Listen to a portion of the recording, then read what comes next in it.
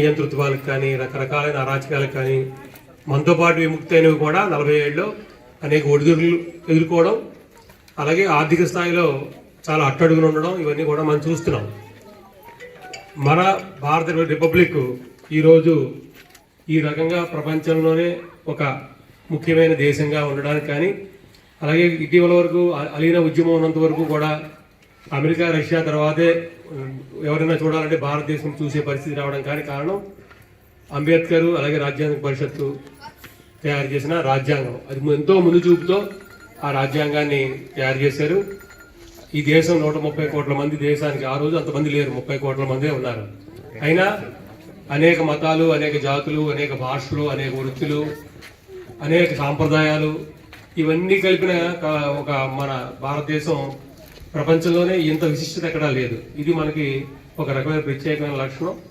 అలాంటి లక్షణాన్ని కాపాడుకోవడం అనేది మనకి పూర్వీకులు మనకు తెచ్చిచ్చారు, ప్రాణత్యాగాలు చేసి. వాళ్ళు ఏం చూడలేదు, ఈ స్వతంత్రం వస్తే ఏమవుతుందని వాళ్ళు చూడలేదు, అలాగే ప్రాణాలు అర్పించేశారు. అలాంటిది మనం ఆ ఫలాన్ని మనం అనుభవిస్తున్నాం. మీ కాలనీ ఎలాగైతే భావితరాల కోసం పార్కులు అవి ఎలాగైతే కష్టపడి చేస్తున్నారో, మన పూర్వీకులు స్వాతంత్రాన్ని కూడా మనకి ఇచ్చారు, రిపబ్లిక్ని ఇచ్చారు.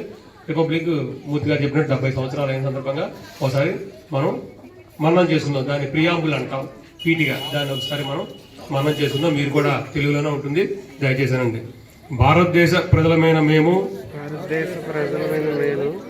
భారతదేశాన్ని సర్వసత్తాక సామ్యవాద లౌకిక ప్రజాస్వామ్య గణతంత్ర రాజ్యముగా నిర్మించుకోవడానికి పౌరులందరికీ సాంఘిక ఆర్థిక రాజకీయ న్యాయాన్ని ఆలోచన భావ ప్రకటన విశ్వాసము ధర్మము ఆరాధనలో స్వేచ్ఛను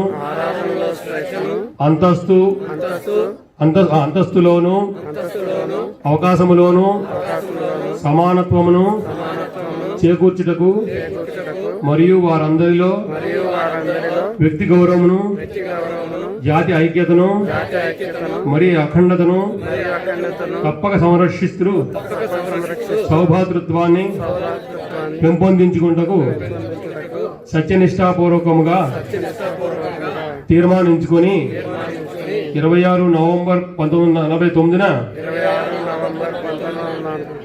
మన రాజ్యాంగ పరిషత్తులో పరిగ్రహించి శాసనంగా రూపొందించుకున్న ఈ రాజ్యాంగాన్ని మాకు మేము సమర్పించుకుంటాము. Thank you sir.